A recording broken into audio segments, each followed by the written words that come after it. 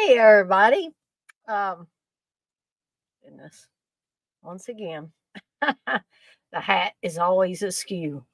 Um so Allie P, I don't know if you're still in here, but you say I'm shocked they haven't done a Stephen King biopic yet, even if it's just made for TV. Yeah, I don't know if that's something that maybe Stephen King doesn't want done, but I'm kind of shocked too that one hasn't ever been done.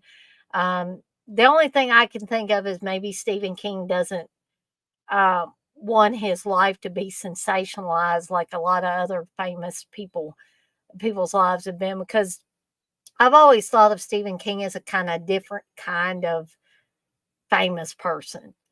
He never seems to put on airs.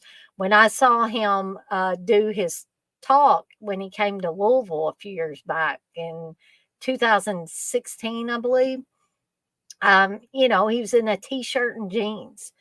And I just think that that makes him maybe, I don't want to say accessible to fans, but it makes people feel comfortable because if if he were to if he were to kind of put on airs and dress real fancy, I don't think he would be quite as popular as he is, even though his books are awesome. They're so well written and all that. So just my little spiel. I'll get off my soapbox on that now. But anyways, hey Blissful, hey Unseen. um so I want to, since I know Unseen's in here, I Unseen, I really am so, I mean, flattered for one that you were like the first person that got a membership to my channel, and I'm going to definitely try to make it worth your while and your money. um, Darren's not in here as far as I can see. But I did want to give a shout out to Darren as well because he was my second person to get a membership. So you guys are awesome, and even you guys and gals that didn't get a membership, you're still awesome. Everybody is awesome that comes in here. I did also want to promote one more thing, and that is my store through Shopify. I'm just going to put the link.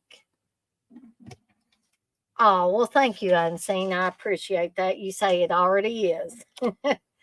um, but I don't have any products on there just yet. I'm just getting started with it. But I did want to give everybody the link to my Shopify store, and that's associated with YouTube. So if you, or my YouTube channel, I should say. Um, so if you buy anything, once I get products up there, that will also give me a little bit of revenue. Again, I don't want to deter anybody from sending super chats, super thanks, um, doing the memberships, or once I get the store up and running with all the products and stuff, to feel like that they are not helping me out, because I will get some of the revenue. It's just that, you got to keep in mind that YouTube does take their cut. There's got to be something in it for them. Otherwise, they wouldn't offer this YouTube partner program, I don't think. So, you guys keep checking that out. Eventually, I will have some products, like t-shirts and things like that uh, for the channel. So, just wanted to announce that and give you guys and gals the link to it. So before I get started talking about these non-horror Stephen King adaptations, I do want to go over the upcoming watch-alongs and tell you what I've gotten planned for at least one of them, and I hope it turns out, because if it does, I think it's going to be awesome. So this Saturday and Sunday will be the start of my first ever two-part watch along. The start of it will be Saturday. This is for Stephen King's Salem's Lot, directed by the late great Tobe Hooper. So Saturday, August 5th will be part one of Salem's Lot, followed on Sunday, August 6th with part two of Salem's Lot. Now, August 12th, I've talked about Terror on Tour being one of my favorite slasher films, one that I have a lot of fun with. So here's what I got planned, and I'm trying to give the people that I want to be involved with this a little more time to decide if they want to be live on the stream with me for the watch along. And of course, August 12th's watch along will be Terror on Tour. I'm currently trying to get some of the guys that were in the band, which was a real band called The Names. So I'm trying to get Dave Galuzza, who played Cherry in the movie, and like I said, he's also in the band The Names, who did the music for the film as well. I'm trying to get a hold of Chip Greenman, who was the drummer um, in the movie and also in the real band. So all these people I'm going to be naming off as far as band members were actually in the names, as far as I know. Um, uh, Gosh, what was the one guy's name that I think I've located him on Facebook? Um, Hold on here.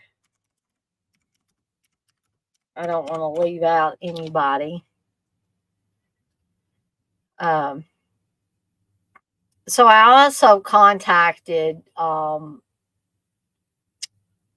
Rich Pemberton, who played Henry in the movie, and once again, was in the band The Names. Um, I think I've located him on Facebook, and also Larry Thomas, who a lot of you will probably know better as the Soup Nazi on Seinfeld, or the Soup Nutsy. I think Steve said they had to start calling him because people didn't like, you know, they didn't like him being called the Soup Nazi. But Larry Thomas, I did interview Larry Thomas several years back whenever I was still doing my blood type fanzine. So I have contacted all of those guys. Of course, even if I wanted to contact Don Edmonds, I couldn't. Of course, Don Edmonds would probably tell me to fuck off if I wanted him to come and talk about that movie. But anyway, that's what I'm planning for Terror on Tour. Blissel says black eyeliner and Aquanet are required. Thank you. All right. Well, good job, Uncle Bill. I want you to be on there. Hopefully, we can get, CK to be on there too. You say, I'm going to be there. I have to. Just so you can make fun of it. I think it will be epic. And it'll be even more epic if I can get these guys on here that I have tried contacting.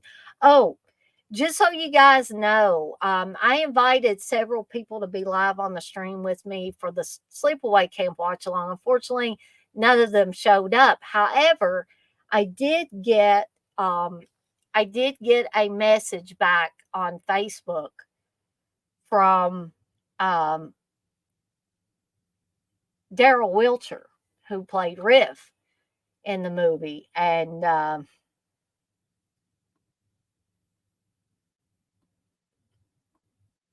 so I was gonna tell you guys what he said, and it was really nice to. So he sent me a message earlier today. It says, "Thank you for the invite, Dana. I am flattered and very grateful. I just saw this email." He called it an email. after the scheduled now elapsed date, but thank you for sending the invite. I hope your viewing party was a success. Warmest regards, Daryl Riff Wilcher. And he also sent a picture of himself from, I guess, around the time that he was in Sleepaway Camp 3, and also a couple of pictures from the film. And then he sent me like a little emoji of him winking. So I just thought that was very nice. And, that even though he missed the watch along, he still took the time to message me and say how grateful and flattered he was.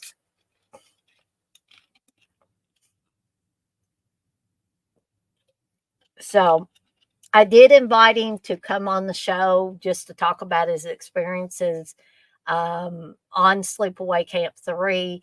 I just told him that, if he was interested and wanted to do it, then he could let me know what a good time would be for him, and I'd work him into a live stream. So hopefully that'll happen. Hopefully I'll get some of these guys from Terror on Tour. It might be a long shot, especially with some of them, but I'm just hoping that I hear from at least one or two of them. Unseen. The only way I've seen Stephen King's house is through pictures and video. Like if Stephen King was being interviewed and they were showing his house, but I've never actually seen it in person. I would love to travel to Maine at some point in time. Now I know Stephen King lives in Florida a lot of the time now. And I had read recently that he was turning his house, that big house in Maine, into a writer's retreat and like a place to archive stuff. I'm guessing his books and stuff. So I have seen the gate unseen. It is really cool looking. Yep, Bangor, Maine. Steve's not too jazzed to go, but I said we need to go sometime. I would love to go. Because not only does it seem to be beautiful in Maine, but there's a lot, I would want to see the outside of Stephen King's house. There's a guy that runs Bet's bookstore. I think his last name's Tinker, I think. And he does tours, Stephen King tours. And I'd love to do that as well. Yep. Now, if it was a real spider, it'd be one thing, but I don't mind the fake spider on there. I think it's really cool. All right. So August 19th is the original Pet Cemetery. August 20th, Fast Times at Ridgemont High. August 20th, the original Carrie, directed by Brian De Palma. August 27th, Mystic Pizza. Still going to try to get that frozen one from Whole Foods. I am going to cook it, by the way. So, so I really want to be able to eat one or two pieces on the stream. Yeah, Coco, I agree with you that what I've seen of Maine, it is beautiful. Thank you, Blissful. Blissful says, hit the thumbs up. Thank you. Okay, September 2nd, Phantasm. September 3rd, Stand By Me. September 9th, Body Bags. September 10th, Private School. September 16th, Children of the Corn. September 17th, The Breakfast Club. September 23rd, Cujo. September 24th, Ferris Bueller's Day Off. September 30th, watch out, guys, because this is going to be the original 1978 exploitation classic, I Spit on Your Grave. October 1st, Dead and Buried. October 7th, Hell Night. October 8th, Fatal Attraction. Guys might want to watch out for that one as well. October 14th, House by the Cemetery. October 15th, Flashback starring Dennis Hopper and Kiefer Sutherland. October 21st, Dress to Kill. October 22nd, Howard the Duck.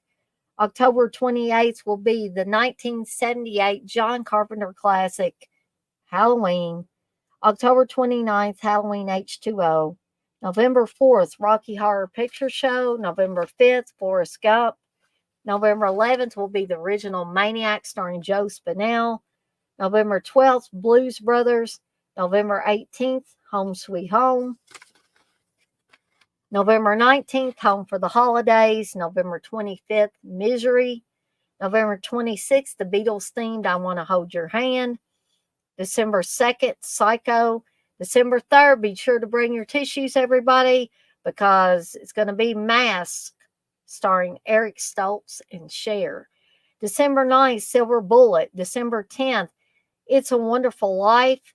I will let everybody decide if they want to watch the original black and white version or the colorized version. Myself, I will be watching the original black and white version.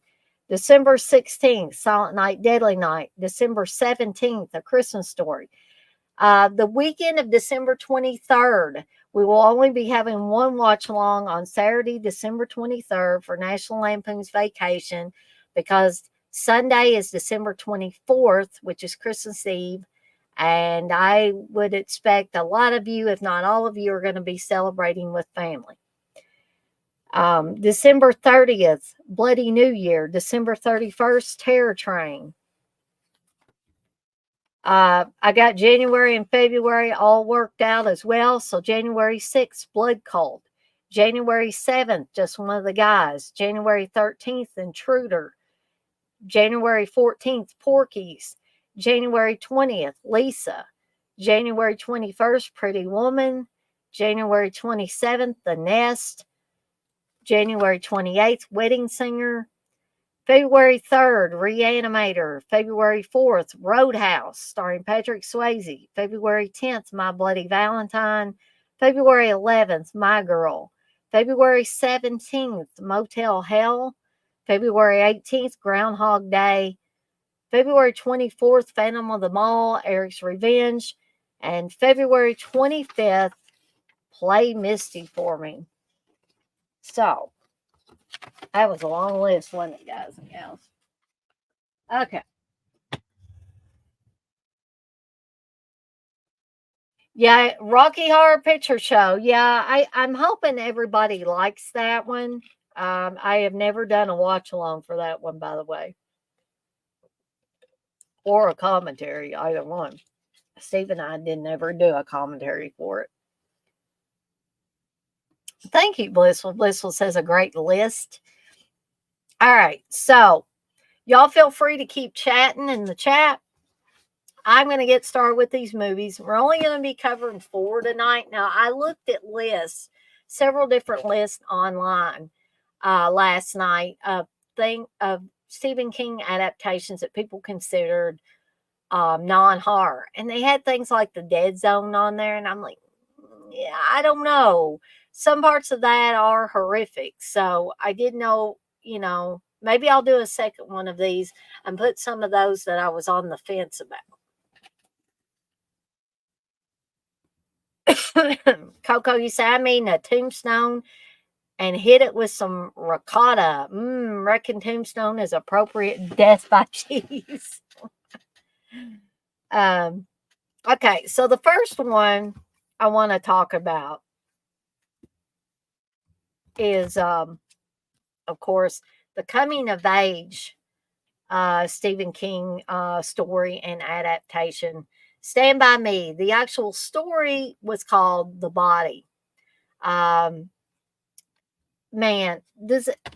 not only is this a great movie, but this has one of the most fantastic group of young actors at the time in it. So who have we got in this movie? We've got Will Wheaton, we've got River Phoenix, we got Corey Feldman, and a pretty well-known Jerry O'Connell.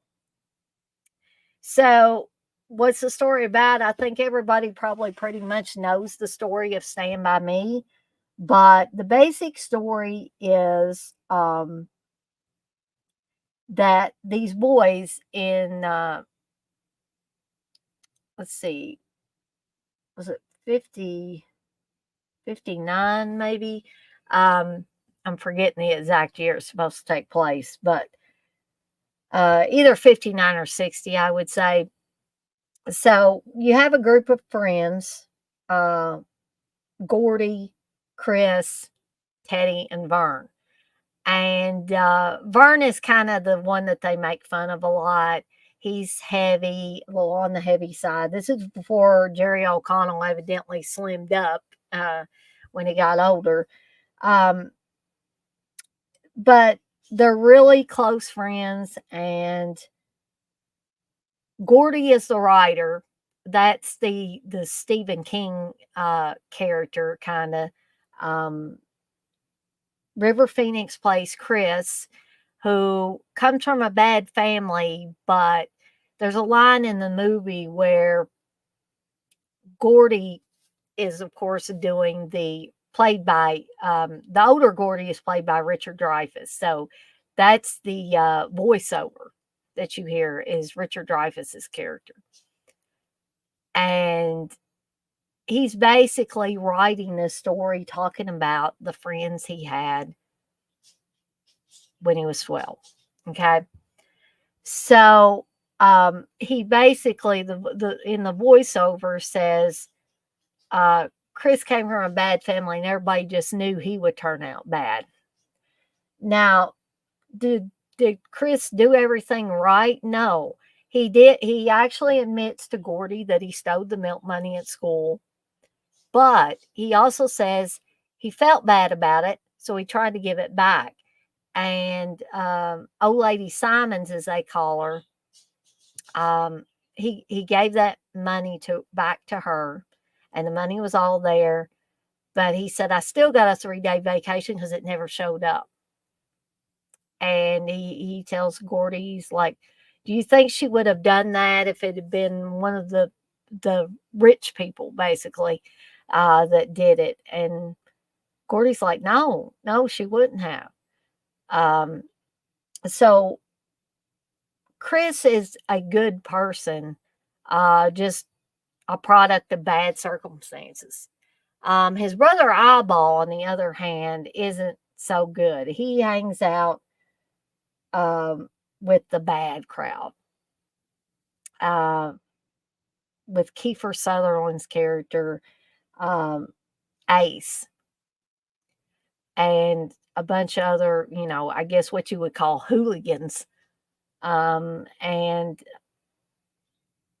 so when it comes down to it, though, if Eyeball Chambers thinks that a real bad end's going to come to his brother, he will step up and say something. So in a lot of ways, he's not as bad as Ace, but the character of Ace is a really reprehensible character. And I think Kiefer Sutherland plays it really well in the same way he played David in The Lost Boys, which was an unsavory character as well. But I've also seen Kiefer Sutherland play very sensitive characters. There's a movie called 1969 where he's a college student. It's during the Vietnam War. Robert Downey Jr. is in it playing his friend. So that is also a very good movie, but it just goes to show you what a fantastic actor Kiefer Sutherland is, that he can play all these different roles. He played a sort of comedic role in Flashback, which I'm going to be having a watch along for later on.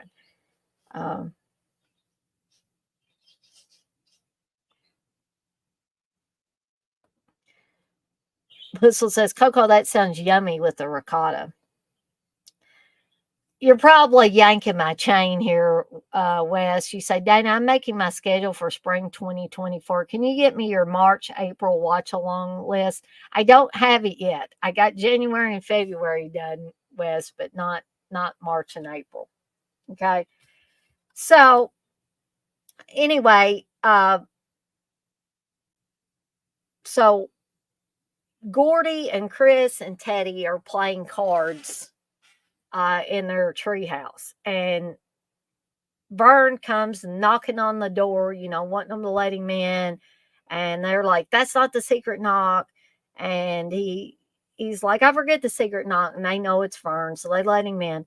But he's all out of breath and stuff, and he tells them that he heard his brother and his brother's friend talking about that they had basically stolen a car and went out the Bicarlo Road and saw Ray Brower, the kid that went picking blueberries, and nobody had seen him since. Um, so they were trying to figure out what they should do about it. But Vern's brother is like, we ain't going to tell nobody anything. And, the other guy wanted to call the cops and all that. So Vern hears all this because he's under the porch digging for his jar of pennies that he buried earlier in the year, and he drew a map so he could find it again. His mom cleaned out his room a week later, and so she threw away the map. And so he had been digging for 9 months in different spots under the porch to try to find his jar of pennies. So he tells the other boys about this, and they decide that they're going to go to try to find the boy's body. Okay. So they have a lot of adventures along the way, including getting leeches all over them. That's a big scene. But a definite, top of the list when it comes to coming of age movies. A fantastic cast. Great music from the supposed time period. Yeah, just you cannot go wrong with this movie. I have never talked with anyone that is not a fan of this movie. Now, there might have been people that haven't seen it, but of the people that have seen it, I've never heard anybody say a bad word at all about Stand By Me. So, if you've never seen Stand By Me, I highly, highly recommend it. Highly recommend it. This is the 4K. It looks absolutely amazing. I was rewatching a little bit of it last night. Also, this has picture-in-picture commentary with director Rob Reiner. By the way, it was directed by Rob Reiner. And actors Will Wheaton and Corey Feldman. Walking the Tracks, The Summer of Stand By Me, which is a great featurette on here. Audio commentary with director Rob Reiner. And also a great Stand By Me music video with the kids, the boys in it. So, yeah, definitely if you've never seen it, try to find a for free copy of this and watch this thing.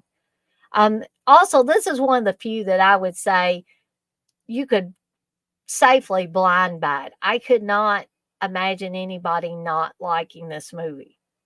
I really could not.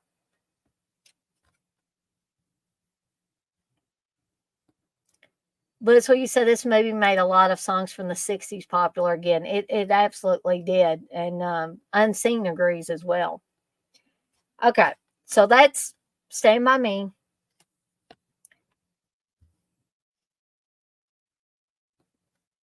Yeah, you're right, Coco. You say a lot of 80s flicks made 60s songs popular again. So the next one I want to talk about is Dolores Claiborne, starring Kathy Bates and Jennifer Jason Leigh. Oh my God, I love this movie. I absolutely love this movie, and I also love the book. Of course, I've told you guys again and again how much I love Stephen King. So I may be a little biased on this, but yeah, I can't say enough great things about this. And this one, I just slapped my glasses, is directed by Taylor Hackford. So I'm not sure how many more movies Taylor Hackford did. Maybe somebody can help me out with this. Christopher Plummer is also in this damn movie. playing a very, in my opinion, unsavory character, but man, oh man, he plays it to the hilt. Um, and also, John C. Riley's on this and David Strathairn as well. But I'll tell you who makes this movie. Kathy Bates and Jennifer Jason Leigh sell this movie all the way.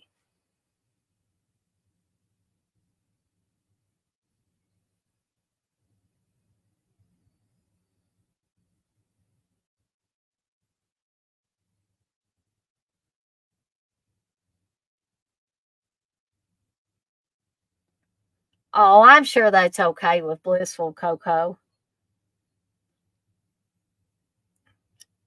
Exactly. Blissful says, Coco, great minds. Yeah, there was a lot, lots of different kinds of music to listen to. You know what I was listening to today? Speaking of music, is I've listened to the Black Crows in the past, but like I was really listening to them today, and it was kind of like rediscovering something again. So there may be some of you in this chat or some of you that watch this on a replay that hate the Black Crows, and I'm sorry for that, but I just had to bring it up. I was playing it like in the background while I was doing my work today. Of course, I would, mute it or whatever if I had to take a phone call or had to call somebody. But if I'm just doing stuff like onboardings, offboarding, stuff like that, I will play music in the background. So, Bliss, will you say you enjoyed their music? I mean, I think of it as like Southern rock. They were a band out of Georgia. Um, so it kind of fits in there with those other, to me anyway, those other Southern rock groups. So let me give you a short and sweet uh, plot synopsis for Dolores Claiborne. Selena St. George stares at the note and the news clipping. So somebody, um, she's a writer for either a magazine or newspaper. I think it's a magazine. And someone faxes this news clipping and a note that says, "Isn't this your mother?" And so that begins the Selena story. And Jennifer Jason Leigh plays Selena in this. Her estranged mother, Dolores, has been accused of murder. Grudgingly, Selena returns to her tiny Maine hometown to offer help. Not that she believes Dolores is innocent. In truth, she harbors suspicions going back 20 years. Kathy Bates, who won a Best Actress Oscar for Misery, scores in another chilling Stephen King story directed by Taylor Hackford as tough talking Dolores Claiborne. Jennifer Jason Leigh is wrenching as embittered Selena. The two circle warily, piecing together past and present, memory and fact, to reveal the startling truths behind two mysterious deaths. Coco, you say I did the same thing, Dana, about a year ago. Was listening to Black Crows and watching all kinds of interviews. Um, Let's you say I love this movie. I give it a watch every once in a while. Blissful says, Coco, I do that as well. Always fun to watch the interviews.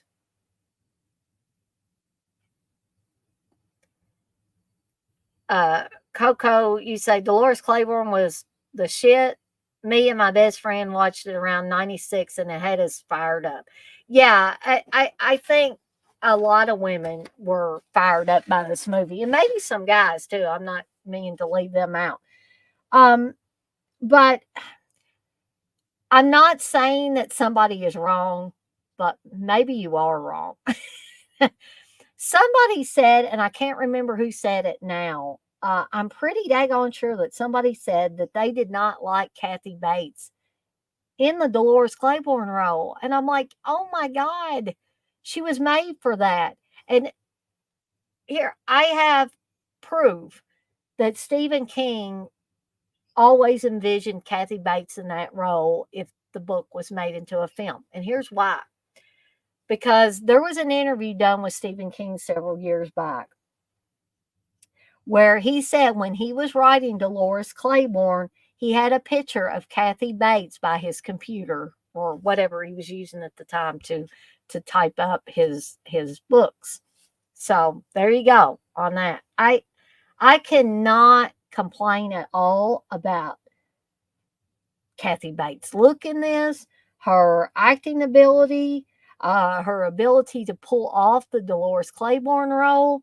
Um, I don't know. I guess me and that person will just have to agree to disagree on that. So Dolores Claiborne was um, under suspicion years and years ago for killing her husband, her very abusive, sadistic husband.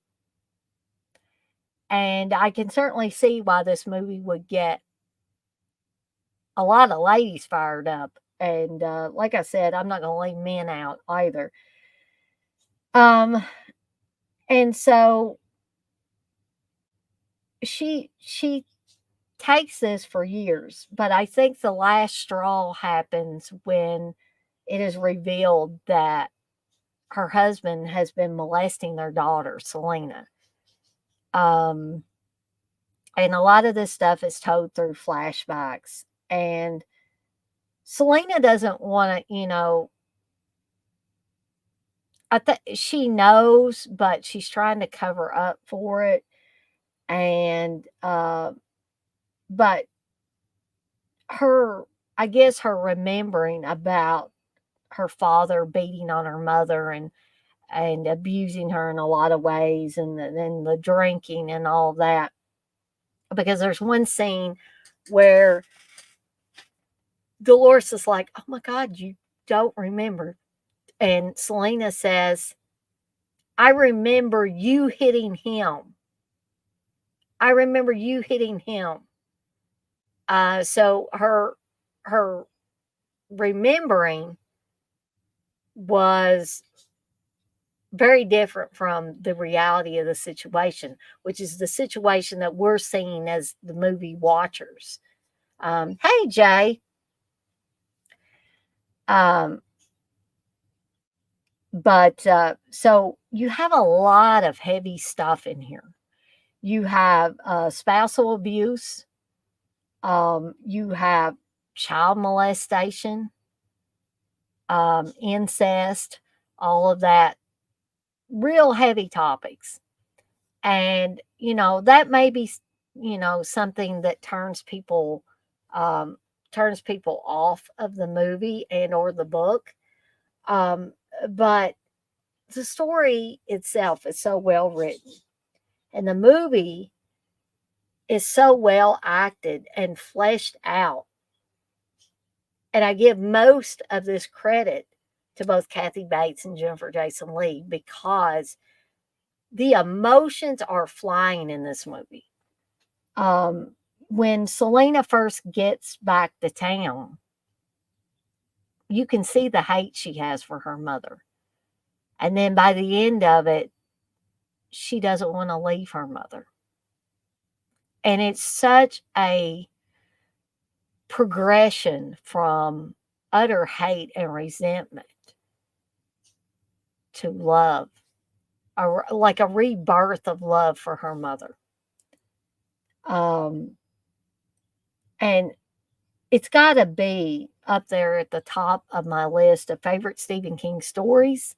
Definitely at the top of my list of favorite Stephen King adaptations. You cannot argue me out of that at all. This is one of the best. One of the best. One of the best books that he's written, and also one of the best adaptations.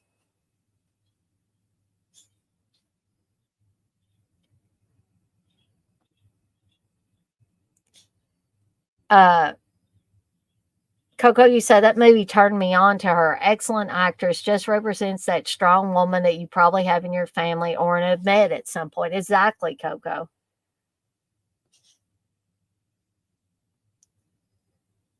Um, Coco, you said that actor who played the drunk ass piece of shit father did a good job. He did. And I have also seen him play nice guys. For instance, in Home for the Holidays with Holly Hunter and Robert Downey Jr., he plays a very nice guy, a guy that you actually feel sad for, and some empathy for, or sympathy, or what, all of that. But in this, I hated the guy. I absolutely hated the guy. And so if you haven't seen Dolores Claiborne, you might want to step away for a little bit because I'm going to give us some spoilers here. So Dolores loses it at the point that she finds out that her husband has been molesting her daughter. And it's not just like a one-time thing. And you can just see her face change and the hate that, I mean, she didn't like him very well to begin with, but now it's just utter hate for the man. And she also was putting money, aside for Selena mostly so she could go to school. And she goes to the bank to get it out so they can leave and kind of just, sneak away. And finds out that he has taken it all. And so she's just enraged, So this pushes her into the position that she has to take action now. She has to. There's no other thing that she can do. So she's been taking care or being a housekeeper for this really rich lady who can be kind of bitchy sometimes, but as it says in the movie, sometimes being a bitch is all a woman has to hold on to. And that was one of my mom's favorite lines in the movie, was that line. But my mom also likes this movie a lot. And Vera is the lady that she is a housekeeper for. And you can't help but like Vera Donovan because the bond between Dolores and Vera is as incredible a bond as what Dolores and Selena have, at least by the end of the movie. So she tells Vera in a moment of confidence, she tells Vera what her husband has done and about the molestation and all of that. And at one point, Vera looks, and this is like a upper crust, high society lady who looks Dolores dead in the eye and she says, "Has he fucked her yet?" And you're like, "Whoa, we're getting into some serious shit here." Okay. And Dolores is like, "I don't know, but if he hasn't, he's going to very soon." So Vera pretty much told her, and sometimes things happen to husbands, and sometimes they leave their wives all their money. And her husband had died a few years earlier. And I think that was an indication that she did away with her husband and is suggesting that Dolores get rid of hers. And so a plan is set in motion. So there's an eclipse that day. And Vera, of course, is having a big party, and Dolores is working for her and helping her out with things. And she eventually tells Dolores, "Go home, be with your husband, Here's some viewers and stuff to actually look at the eclipse together and all that. And so Dolores goes home and she gets her husband really riled up because she tells him, she said, I went to the bank today. And guess what? You weren't supposed to take that money out of my account. And then she gets into talking about, the only piece of ass you can get belongs to your own daughter. And then he is like, goes ballistic and starts running after her. And there's a scene where she falls as she's running from him that looks rough. I mean, it looked like Kathy Bates really fell and just kind of bounced off that hard ground. But she gets back up and she's going again, and she jumps over an old well. Her husband doesn't see it and falls in it, and he's begging her, please, don't let me fall and all that. And of course, then he slips and falls, and she looks right into the eclipse. How she keeps herself from being blinded, I don't know. But years later, she's still taking care of Vera. Vera's old and sick and all of that. And it appears that Dolores has killed Vera with a rolling pin. We find out, here's another spoiler, we find out that she did not do that, that Vera had reached a point in her life where she just didn't want to live anymore.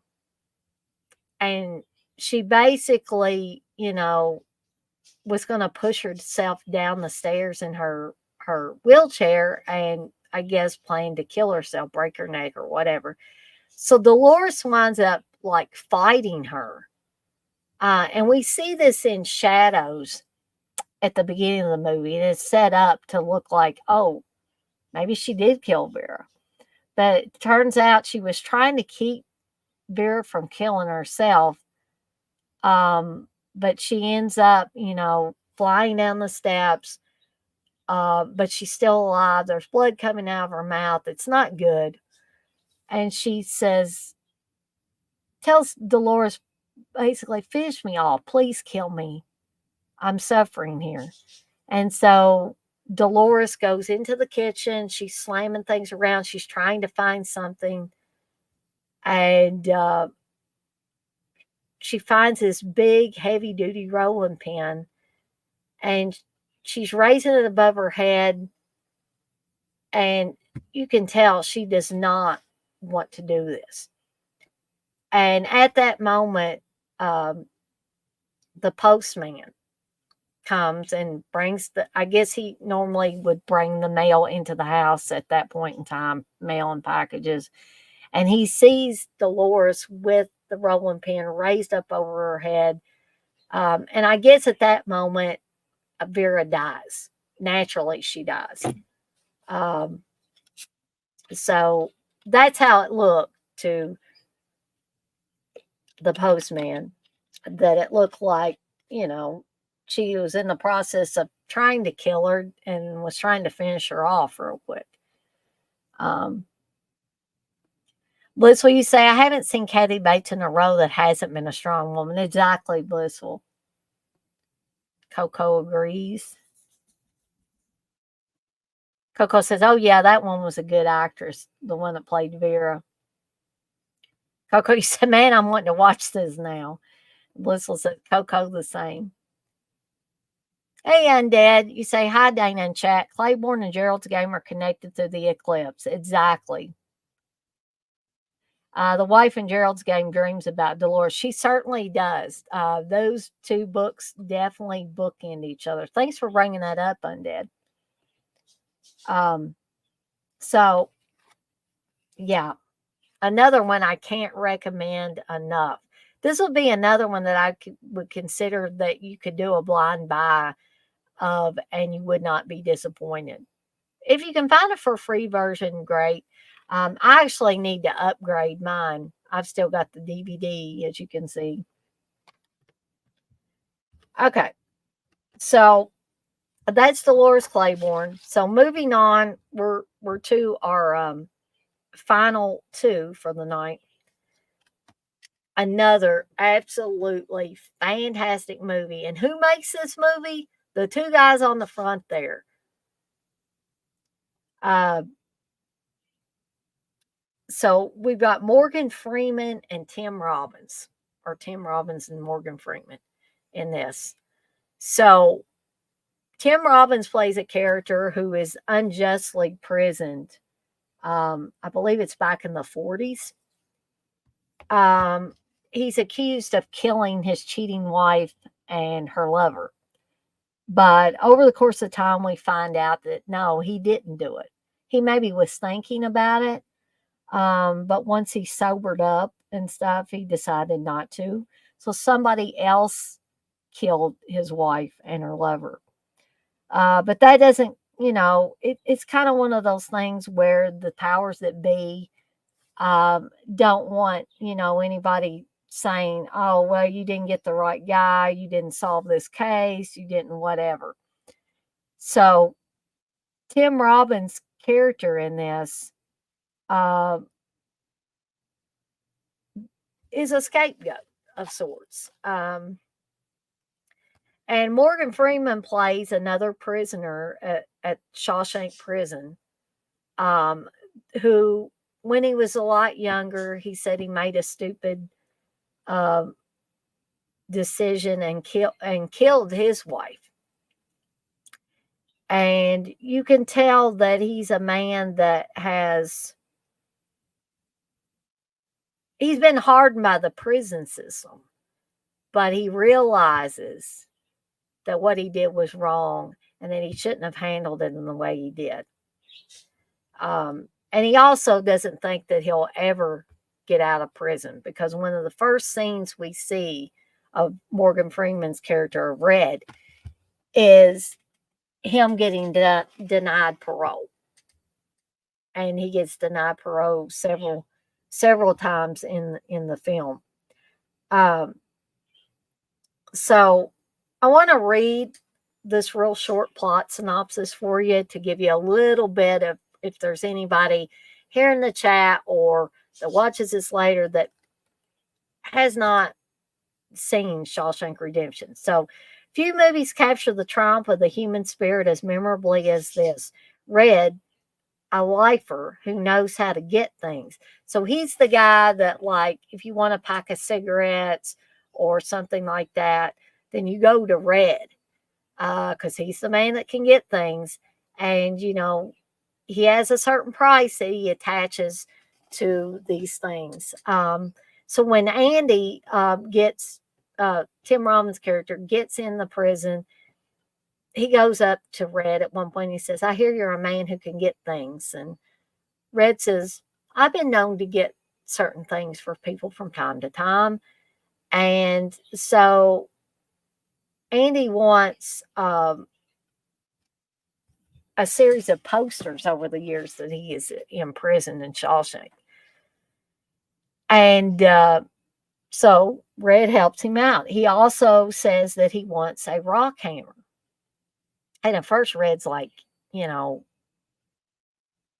do I know you're not going to plant this in the back of some guard's head or something and get me in real trouble? And he says, when you see this, how this rock hammer looks, you'll understand. So when he does get it, it's itty bitty. So Andy pretty much tells Red it's for shaping rocks. He makes these little sculptures out of rocks. So inside the bleak walls of Shawshank Prison, finds himself drawn to new inmate Andy, played by Tim Robbins, a quiet banker with indomitable will. As Andy brings hope and change to the entire prison, he turns out to be full of surprises, and the best comes last, leading to one of the most satisfying finales in movie history. And I would have to totally agree with that. Because before and here I'm going to give another spoiler. Before Andy's escape, um, he makes several momentous changes in the prison system, including getting a library started, helping people get their GED and stuff like that. I mean, there are definitely some heartbreaking scenes in the film, um, especially when Andy is unjustly put in the hole, um, just for, kind of speaking his mind and, not letting the warden get one up on him, basically. There's also some pretty rough scenes where Andy's character at first is brutally raped by some other guys in the prison who are called the sisters. And then he learns to fight back. So, yeah, fantastic movie, fantastic acting. Not only on the part of Tim Robbins and Morgan Freeman, but some of the other guys who play some of the other prisoners in this. Just fantastic all the way around. Oh goodness, sorry. Yeah, Coco. I'm going to talk about that here in just a second here.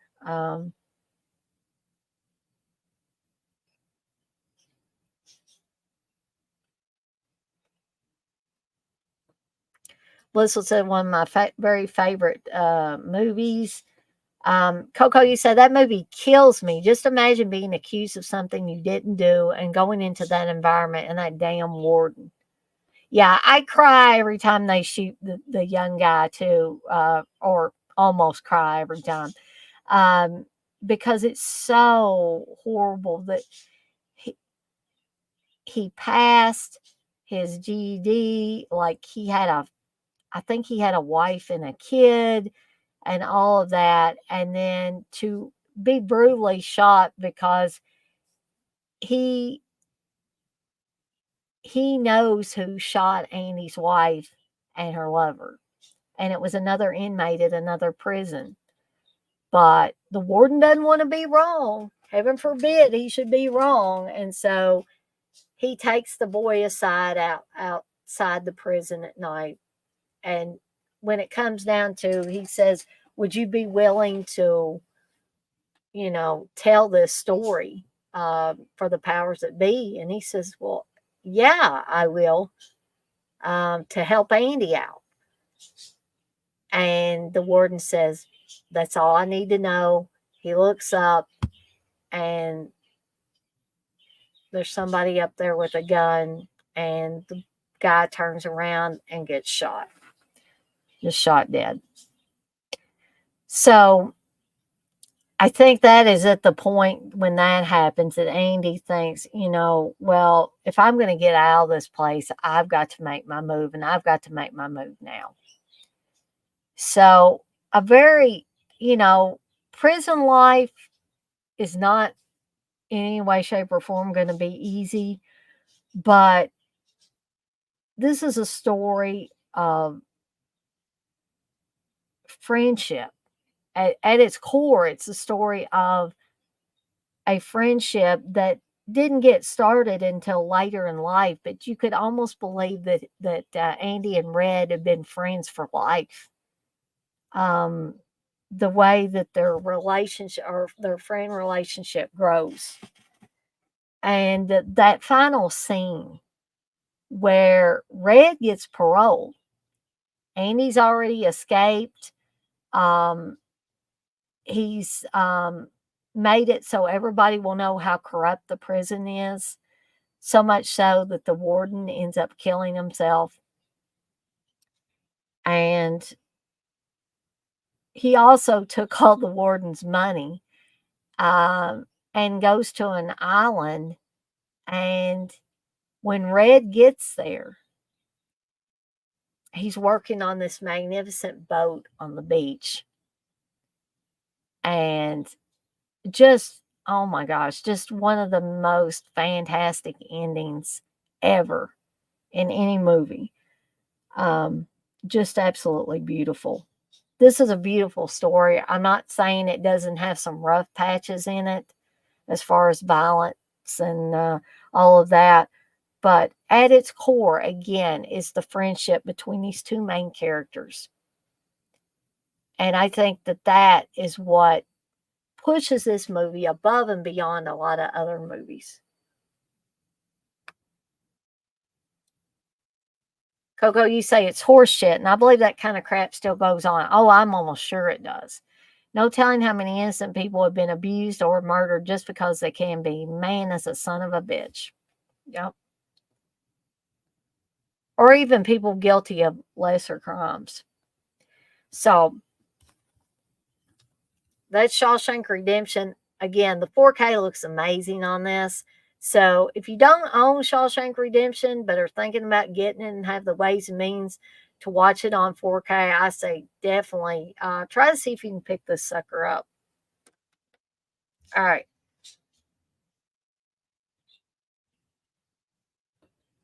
Lizzle makes a good point. She says, Coco, I'm hoping with the advanced DNA, innocent people will be released. So the last movie is also a prison movie of sorts. That's The Green Mile. And man, oh man, does this have another amazing, amazing cast. Mr. Tom Hanks is in this damn movie, guys and gals.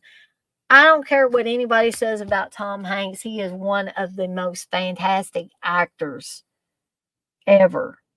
And the man has proven himself over and over and over again to be a fantastic actor. So if anybody says differently, we're just going to have to agree to disagree on that because I'm sticking to my guns on this. So, Michael Clark Duncan plays John Coffey, the guy in the middle there. And if I'm thinking right, I think, didn't he pass away a little while back? But he was another fantastic actor, and he plays this movie to the hilt.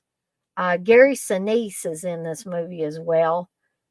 Oh my gosh, just I'm probably forgetting several people, but anyway, let's give a little plot synopsis for this movie here. Nominated for 4 Academy Awards, including Best Picture, this emotional film about miracles and the power of redemption stars Tom Hanks as prison guard Paul Edgecombe. When John Coffey, Oscar nominee Michael Clark Duncan, a giant of a man, is brought to death row, Edgecombe and his fellow guards discover something very unusual about him. Convicted for the sadistic murder of 2 young girls, but behaving almost like a child himself, Coffey seems to have a supernatural gift of healing living things. Expectations are turned upside down, and the guard's sense of humanity is awakened in this adaptation of Stephen King's compelling novel.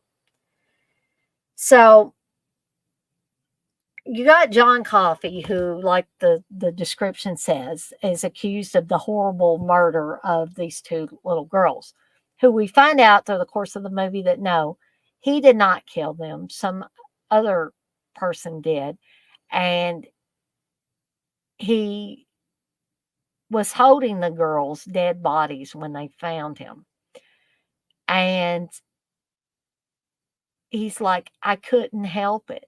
And what he's saying, as we come to find out, is he tried to bring the girls back with his power, but he couldn't.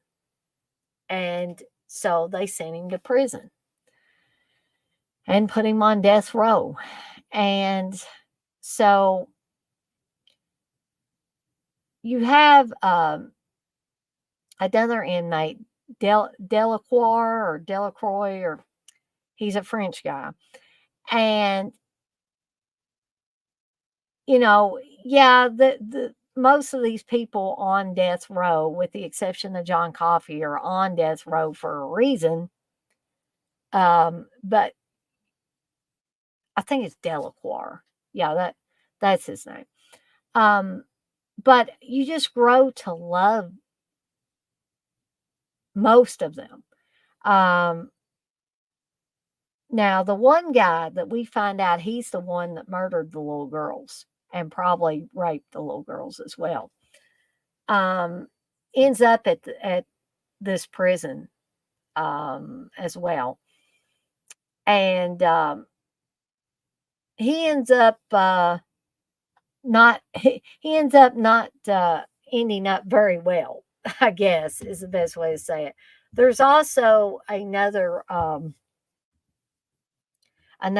guard um, who's a real pissant piece of shit. And so when Delacroix is being executed, this guy hates Delacroix. So he says that if they let him do the execution, then he will hurry up and leave and go on to do something else. So they agree, Tom Hanks and the other guards agree to let him do this. And of course, Delacroix is scared shitless because he knows that this guy does not like him. Um, so, what they're supposed to do when they put them in the electric chair is they're supposed to wet a sponge and put it in the little helmet thing that they put on them. And I'm guessing that makes it, of course, it's going to conduct the electricity and probably kill them faster. But we clearly see the guy not wetting the sponge. He acts like he's putting it in the bucket and wetting it, but he's not. And so basically Delacroix ends up dying, but his hair catches on fire, his face catches on fire, all of that. And not only that, but he kills Mr. Jingles. He kills the mouse at one point in time. But John Coffey heals Mr. Jingles. And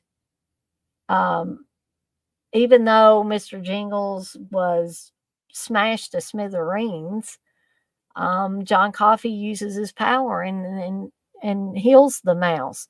He also heals Paul, Tom Hanks's character, from a urinary infection that he has.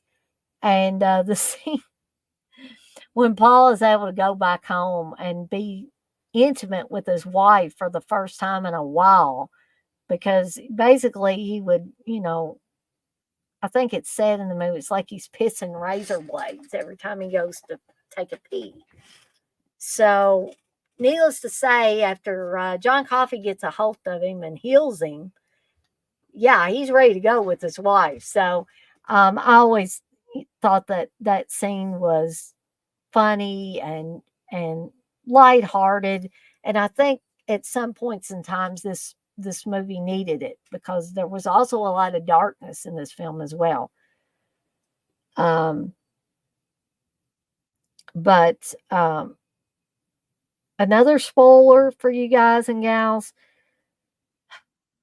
John Coffey doesn't get released. John Coffey goes on death row and John Coffey gets executed. But it's unthinkable that anybody could just quietly go, knowing that they weren't guilty of this horrible crime, could go and sit themselves down in an electric chair and allow themselves to be executed for something that they didn't do. He doesn't put up a fight at all. But before he does that, he's able to cure the warden, I think, the warden's wife, who has brain cancer, essentially. And it seems as if she's going to die. And they get John out of the prison. They take him to the warden's house, and he's able to cure the warden's wife of cancer. So, so that it makes it even worse when it comes down to the execution, and the guards are crying.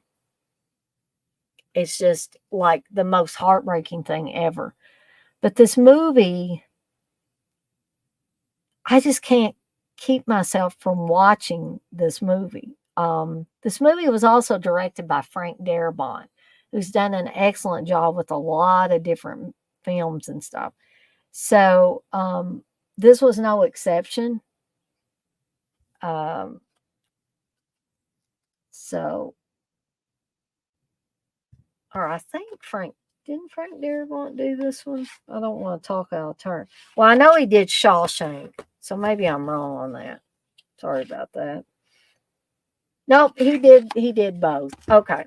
So I thought he did both of the prison movies, and he did. So Frank Darabont, kudos to Frank Darabont, because um, he did a fantastic job with both of these movies.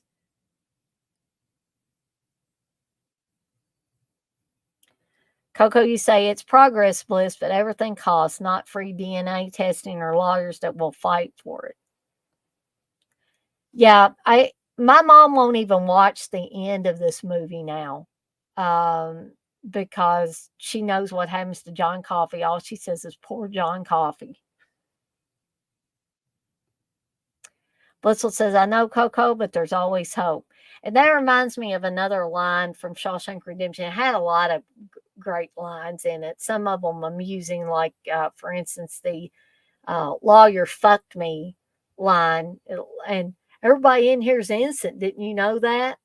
you know, but there's a discussion about hope.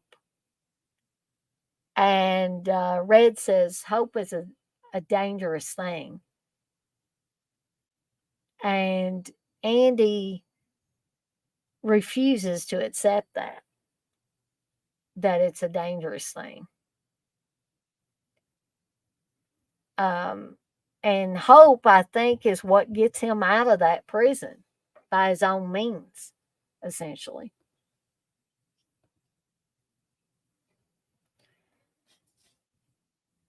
Coco said there's always the word hope. Dang, I don't remember that. So, guys and gals, I have officially finished talking about these. Like I've said before about other things, usually when I'm just talking about a small group of films, like four films, and if I don't have anybody else on here with me, which I love to have, I'm not saying that that's a bad thing, but I tend to go through them and discuss a few things with you guys and gals in the chat, and then I'm usually done.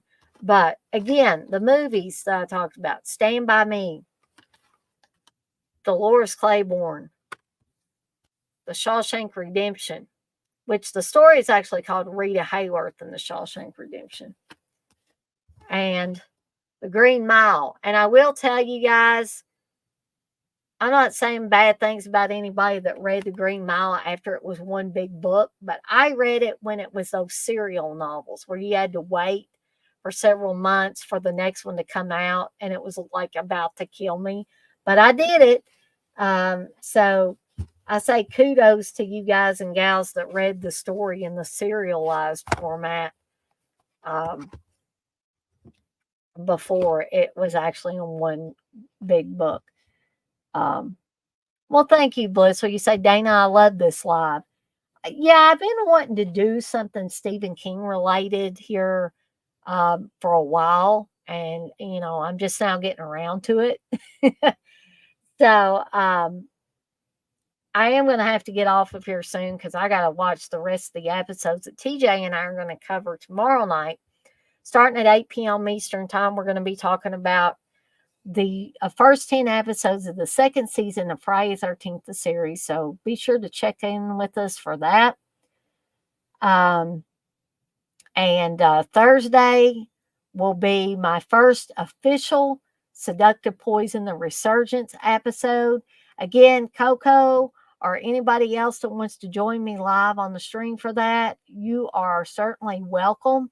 I will be glad to have any and all individuals, even guys, that want to be on there for that. So I think that's about it. I guess I'll go ahead and stay on here till 9:20, a couple of minutes from now. So if you guys have anything to ask me or complain about or suggestions or any of that, oh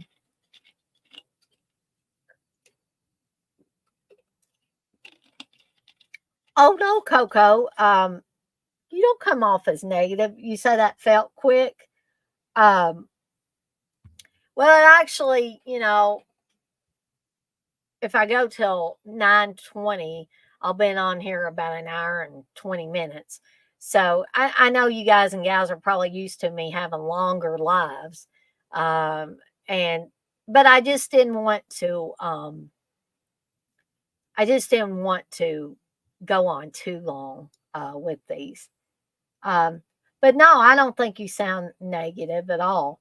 But you have a good night too, Coco, and I'll see you next time.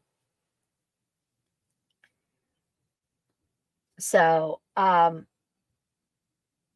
you got there have been several people in here, but I want to thank mostly Blissful and Unseen and Coco for keeping the conversation lively in the chat tonight. I really appreciate that. I'm not saying you have to come in here and chat and or be on this live. That's not necessarily what it's about, but I do love when there's extra conversation. And I was trying to kill that fruit fly that was flying around here. Sorry about that, guys. Um, but when there are things to feed off of, kind of, or things to go back and forth on.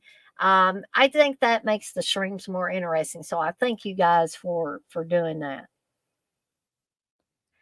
Coco, you say, I guess it's a good thing that the time goes fast. Means we're having fun.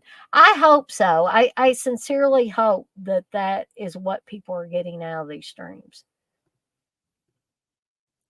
Thank you, Unseen, for the little heart.